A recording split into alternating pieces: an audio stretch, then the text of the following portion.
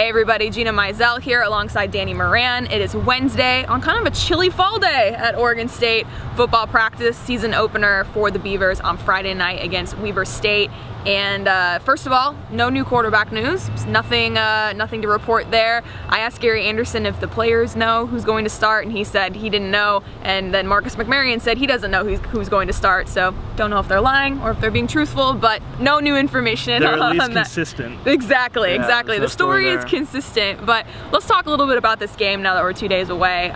We've spoken a lot about the connections between Weber State staff and Oregon State staff. Kind of an odd coincidence that these two programs are going up against each other in Anderson's debut, but you sort of broke down how that factors into the game. So kind of talk us through that part of it. Yeah, I think Weber State has a lot of similarities to Oregon State, not just in the coaches and the fact that they're so young. There's only, I believe, 11 seniors on the roster, which makes Oregon State the older team, which may be the only time that happens all year.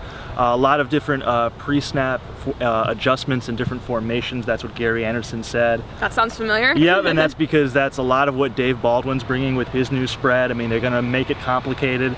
I think from talking to Oregon State defenders yesterday, they seemed optimistic that the fact that they'd gone up against that style of offense for pretty much, all of camp will help them, even though it's for a lot of guys that are making their first start.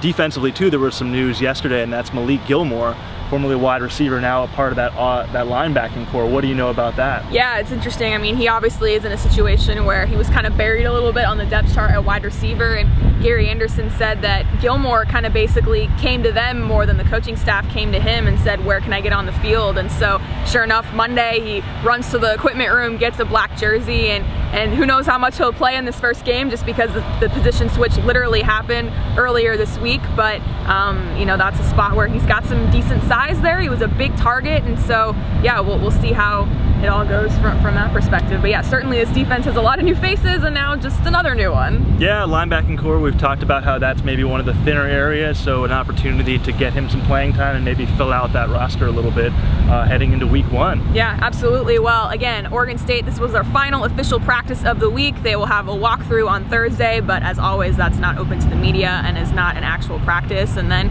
Friday night, you ready for an actual game? I'm ready. I think my body, my brain, everything will rest tomorrow, get ready for Friday. Absolutely. I'm excited. But between now and then, we'll have plenty of stories, so keep checking OregonLive.com, check the Oregonian every day, and we will be back here on Friday.